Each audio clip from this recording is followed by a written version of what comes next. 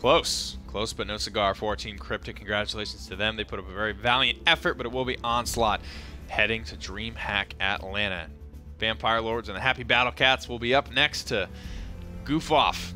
Because the consolation match. Yes, this is the consolation match. That was the heavyweight prize fight there in round 1, but now we get to watch these two, I don't know, learn a little bit about themselves here. Jaguar Falls will be map number 1. Ascension Peak is out of the pool, as well as Frog Isle, as we head into the picks and the bans. I'm actually curious to see who is on Vampire Lord here, because if I remember correctly, you're told Richie, I believe, was jumping. I might be thinking of a different region, but I'm pretty sure Richie was on this team and is going to be jumping over to play for Oni Channers today, more than likely. So a lot that can go right, a lot that can go wrong. HappyBattleCats, of course, looked incredible a couple weeks ago, but they had SoldierBot on their team at the time.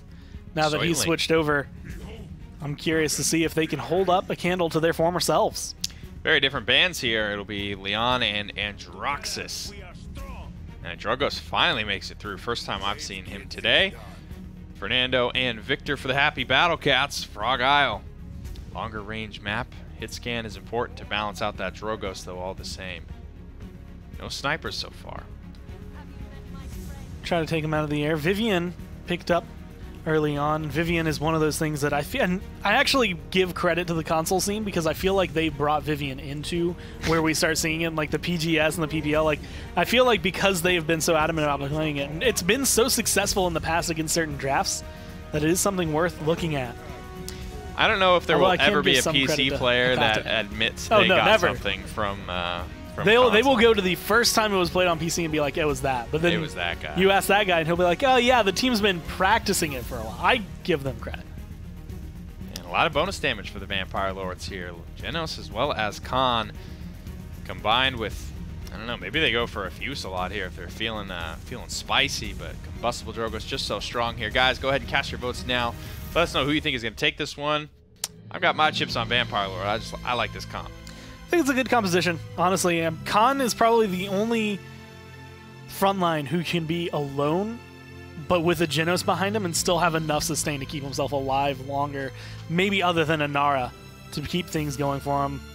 Mako on the other side is going to be a threat, but I think Vampire Lords have the damage to do it. Firing line in combination with the Luminary, that Khan is going to he's going to be putting out a lot of damage. He's going to be walking people down for sure. I imagine hitting for over 300 a shot with both of those damage buffs active at the same time. So it is going to be very, very painful. For anyone that wants to go toe-to-toe with the big boy himself, it looks like it will be the Luminary. It will be Combustible. And Baldy. Can't see his talent, but that's just a spectator issue with Khan's talents. We'll be able to figure out fairly quickly what he's running. And it looks like Firefight for Milka Cat. A lot of damage to go toe-to-toe with this Khan. Maybe he realizes his only way out is through. And Firefight is a certainly good way to get there. Well, we'll give shout-outs to Reagan, who, again, has been one of those players that's moved around a lot. I actually think was with SoldierBot on HappyBattleCats before leaving to come here. But HappyBattleCats right now has the fan vote. At the very beginning of the game, I mean, 9% is not a lot, but it's still a lead for Vampire Lords. And a Void Gripped up. 2 kills already coming through, and Drogos in his perch. The dragon is roosted. And this Makoa is just cross-eyed, and what an anticlimactic death that was for his Witchblades. He goes down. Vampire Lord 64 in control of this first point. Drogos, I think, like you had said, this is the first game you've seen with him. It's the second game today I've seen him. Earlier I was on Ice Mines, did not have phenomenal performance, but this is probably Drogos' like signature map. If you're going to have a good performance, this is the place to do it. As of right now, not only do you get the point, but I feel like all the blaster damage at least is in your favor as of right now. Double kill. And the Great Be Rich. That's an interesting name. He picks up 2 for himself. HappyBattleCats come back in and they win a team fight with the full fury of Talus fueling them onward. That's going to be a couple of kills here for them, and they'll be able to just hang out for the moment. Wait for Vampire Lord to go back, spend some credits on some items that they earned from capturing this payload. And then we'll see what happens. That was such a dominant start for the Vampire Lords. I don't know. It'd be weird to see them not keep that up. Milka-Cat taken down right there. You had talked about the hard hit scan presence that Victor can apply, but when you go for something like Firefight, it feels like he's not looking to really box out the Drogos as much as he's just trying to box out anything that might be in front of him. And unfortunately, I feel like the Drogos from long range is what's finding all that damage. We've been talking about him a lot the last couple weeks throughout the PPL, the PGS, and the PCL. He has just done so much work. One of the few champions that can fire around corners, and the only one that can do it with consistency. Yeah, very unique. This little guy, this little Drogos. I think it's so funny that Fire Spit ends up being, you know, basically the best ability in the game. And the first time I ever played Drogos, I had no idea that that interaction was even a thing, right? I thought it was just like you just spit it at people, and if you hit them, then your rockets did more damage for the next couple of seconds, because that is a function. Yeah, it does do that. It's the secondary function, and I was just like, man, this thing sucks. How am I supposed to hit anyone with this unless they're like literally like barrel stuffing me? And then I learned, and I saw it the first time. I think it was on Bugsy's stream or something. I was like, oh my God, this changes everything. And since then, Drogos has never lost a game. No, that's not true. He's lost a few. But since I figured it out, no one in the world has ever lost. Drogos has been a dominant force. Yeah. And on Jag, I asked the question to Twitter if Drogos had ever lost a game on Jaguar Falls. He had, I think it was 3, but every time it was in severely mismatched matchups. So like Fnatic versus Mouse. Mouse got Drogos on Jaguar Falls and Fnatic still beat them. Or G2 beating like Splice or SK, and one of those teams got so yeah. You know, barring a major mismatch in terms of just the talent and the caliber of the teams, Drogos hasn't really lost a map on Jaguar Falls. That 6K lead in terms of damage is part of the reason why. I mean, he's able to apply a lot while holding on to his ult. Does get a free kill at the very beginning of it. Yeah, I mean... So, I mean, this round, look towards the Makoa, especially if Ancient Rage is forced out. That's exactly what Hilltime wants. It's everything on one. It's that, it's the consistency, it's the breaking line of sight, it's 1,300 damage, it's AoE, it applies anti-heal, gives you a ton of ultimate charge, and your ultimate's good, so it's like, it's all this stuff where it's like, you could maybe look at like Hurl for Dredge, right? We talked a little bit about this on Gather Round. It's great. It's like the most reliable source of damage that he's got, but it doesn't break line of sight, single target, no anti-heal, and you know, that is what it is at that point. It's good, but it won't just like, it's not your answer for everything.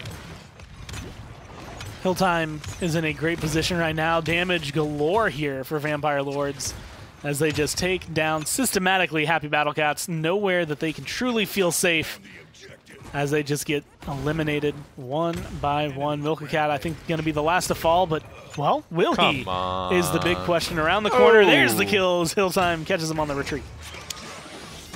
And one thing led to another. A dragon came around the corner, forced Immortal, and still got the Makoa there. I mean, value for days from Hilltime. Salvo Spit up over the top here. Drogos is just owning this team fight. He pokes his head around just because he's feeling himself at that point. It will be his end. But, I mean, what else can you ask for?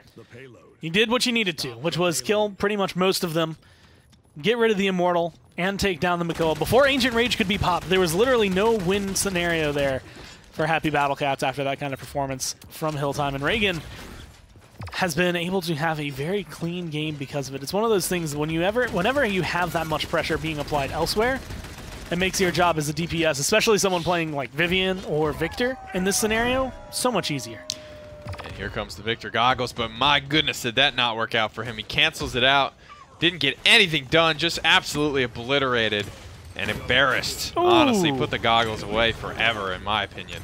61% on his ultimate charge. But I don't think he's going to be able to get to use it this round as the payload is surging forward, breaking the base now, rounding the final corner. Victor back to 70% on his ultimate, but that's only because he couldn't get a single shell off last time he tried. Holding the angle, Baldy going to get aggressed on, but, I mean, he doesn't care. He's gone. There's going to be the Ancient Rage coming through. Dragon Punch is available, though. I'm wondering if Hilltime is going to go for it, try to push this in. A 3-1 lead is not much, but it's still a lead. But, I mean, you have a minute left. Who cares? You don't need to pop your ults if you can just wait them out a little longer. Everyone is so low at the moment, and this is really where Genos struggles. He is not good at healing up these scenarios. Really just wants to keep everyone from getting into this position. Rune of Travel is down here. Everyone needs healing. Everyone's kind of getting out of combat now. And Fernando's able to actually sort of just get to the back line and squish his target there, but he will lose his life for it. As soon as Makoa goes down here, I don't know if there's anyone left to contest. Yeah. I mean, this is pretty much it. This is the last line of defense. He falls. Payload starts moving again. It's going to be a close one. 95% on Spite as well, meaning that Kenichi... That's supposed to be Kenichi, and he just uses J instead of an I? Probably. It's also a name change. That was Sir Ray from last week, who I'm already going to tell you I committed Sir Ray to memory. Maybe it's Senior Ray. Senior Ray? I don't know. S-R-R-A-E. Sir Ray. Unfortunately, I can't remember what he was before that, but it is a double name change here as he comes through for the Zen. Which, again, Zen is one of those champions that right now I feel like has been... The only way I can describe it is okay, all right. Like, he's in that area where, like, he can have some great performances on the right player. All right. Right team, but otherwise, he's just kind of Zen, doing his Zen thing. I hear you. I definitely hear you there. And 3-1 lead now for Vampire Lord. HappyBattleCats might be able to make something happen here. Guillotine's in. Is here as well. We'll see if Kenichi wants to use that. He just whirls into the shell shield. Beautiful trigger discipline there. Has his spite. We'll save it for Fernando. So Kenichi, 2 for 1. He kills both of the front lines, but it's a 2 for 2 here in totality, as Vampire Lords do lose a couple of their own as well. And DeGrapey Rich throws down the Rune of Travel, looks for the re-engage onto Drogos. Will find it. Does he get the kill? No. Simply peeled away. Too many teammates there shooting defensively. 3-1 lead here for Vampire Lords. Dragon Punch is at the ready as well. Fernando's going to be here. He has his Immortal. This should at least force that out.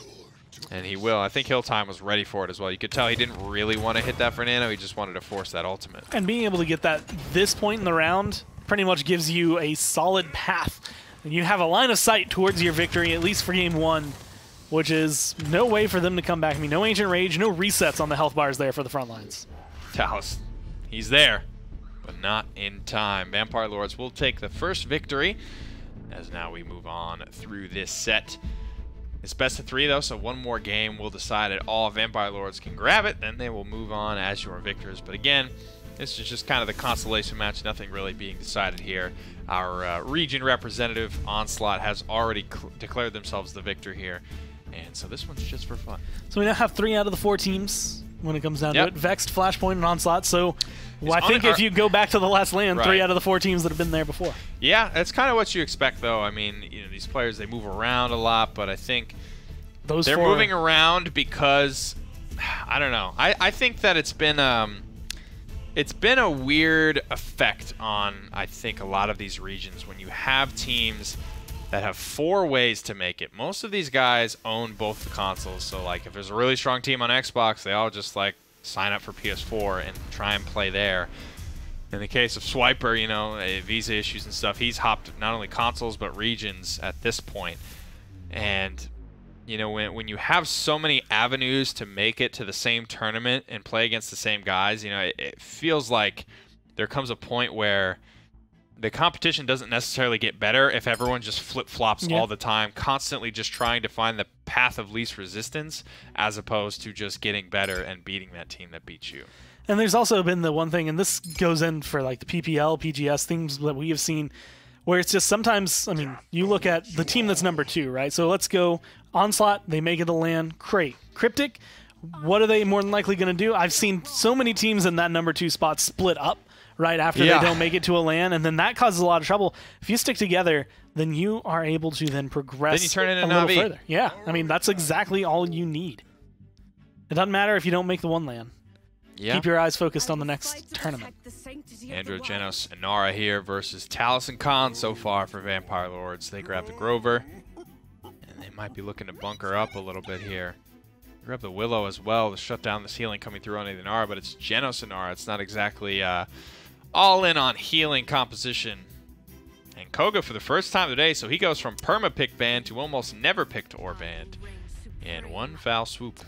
Well, we'll have to see if the Master of Arms change has written him a death warrant, essentially. It was a lot of the reason I think Console liked him. Yeah. Was, hey, I can literally fire forever. I mean, look at Ruckus, look at Vivian, look at Will or Emoji. Did you play with that talent much at all? I was always playing Adrenaline Junkie. I liked Adrenaline Junkie more, but I was also I was spending my time on Koga, especially after the first week of watching him, trying to figure out how to make the claws work, which was to no avail. It did not help my team at all.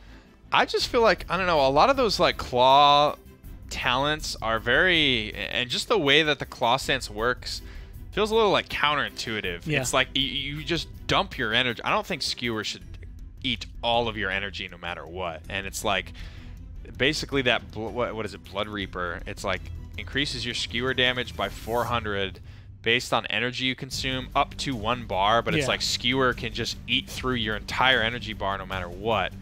So it's like it's a very, very, you know, planets sort of aligning to actually make all that stuff work the way it's intended to.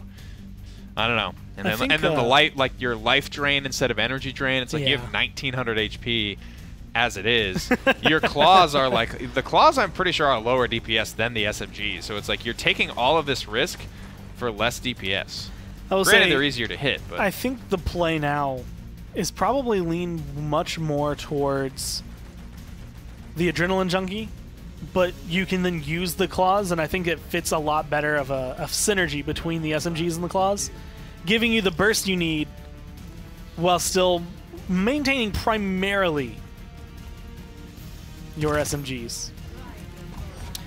I guess the reason Skewer has to take that much is because then you could just spam Skewers and like 1400, 1400, 1400, right? And just kill people like that. Yeah. I don't know. I always am in the court of I want to see stuff reworked to be less impactful if that means it can be done. You know what I mean? Like some of this stuff is like so niche in the situations that it's actually like successful or even like sometimes even leveraged. Like the fact that some of these things are so hard to even leverage that, you know, they're very, very potent when they do get leveraged, but it's so hard to get it there. I don't ever really like that stuff. I like stuff that you can use all the time. Like it may not be super impactful, right? But I'm able to leverage, you know, Adrenaline Junkie every single shot that I'm hitting. It is doing something for me. Definitely playstyle. I want to say that's where like Koga lives, and after a while, because you want the claws to work so bad. You need that kind of play thing. It's half the style, kit. Play anything to be prevalent for you. But otherwise, I mean, that's part of the reason I believe like that was kind of behind, if they ever remember what they were saying. Like, you look at where Master of Arms was, and it's like, why bother picking anything else? Like, you're going to have 100% of your ammo there all the time. Yeah. What are you going to like? Even Adrenaline Junkie was kind of like, well, I mean, but still, look at that. I can keep 70 shots constantly with me. Yeah. I don't know. I kind of feel that way with Dredge a little bit at the moment, too. Like, when I'm playing Koga, I'm literally just shooting and dashing. Most of the time, I don't even use agility. I don't even want to burn energy to waste it on agility because I'm getting so much health, so much ammo back with my dash that all I'm doing is left-clicking and right-clicking. I'm not agilitying. I'm not switching into claw stance. And I found myself being that same way on Dredge. I was literally just throwing harpoons. Like, sometimes I would throw out like broadsides and auto attacks, and then I would be like, why? Sometimes I remembered I had a grenade launcher. Yeah, I'm like, why? I would do it, and it would, you know, I'd just be like, why did I do that? And I'd go back to throwing harpoons that were healing me and doing so much more reliable damage. Destroying all shields, piercing enemies. Gives you ammo. I'm like, man. That harpoon does the work, dude. What do I need this gun for? I got this harpoon. Unfortunately, Koga right now not necessarily doing the work. Does get an ult off, but Milka-Cat looks like he's going to go down almost immediately through time and space. Skirt. Just to the side. But Mr. Pickles, the accursed arm, gets ripped out of the sky. And I can't, does this payload? No, certainly not. I mean, it's close. It's about as close as it can be. Look at that bar. It's basically full. 30 seconds on the clock here. Reagan wants to backdoor this so badly. I know. He wants to just like... he could true power someone on the high ground and take him out. This could happen. I mean, they just got to find that pick. Where does it come from? I don't know yet. Reagan finds one. Koga wall climbs back up towards spawn, so he's effectively dead in this fight. He's not doing much damage from all the way over here. And that's it. It'll go through. Vampire Lords with a 2-0 lead here on Frog Isle. And the spray to booty. Dashes down to kill the Talus. It does not kill the Talus. Mr. Pickles got taken down early on. And Reagan, again, is where my mind has gone. Hilltime has been phenomenal on this team. Asclepius as well was a new pickup. But Reagan was one of those players that has been strong previously on HappyBattleCats and has switched over and is now giving that strength over to the rest of the team that has been called and dubbed in the community as the Baldy Bunch. Did you see that little crystal above someone's head in that pile? Yeah. What was that? I think it's an emote. Is that like a special global emote? Yeah. Like the Geb one? Instead of you a have globe, that one you just in get the Smite, crystal. where you just turn into the globe? Oh my god, I absolutely Every love time that. I use it, I always try to make the joke whenever North America roll by, like, oh, I can see my health from here. Ha ha, Gore Miser. He's got the jokes. Wall should go up here to block off this torrent of bullets coming out from Talus currently. 2-0 lead for the Vampire Lords here. They're looking to put this set away. Runa Travel goes down. Talus goes in. What will he find? Andro throwing hands, but he's simply out of range. Reagan is able to get what he came for, but he's not done yet. Talus just true power straight back in. Runa Travel resets all of his primary cooldowns here. And what a beautiful combo put on display. The full kit from Talus. That was everything that he had.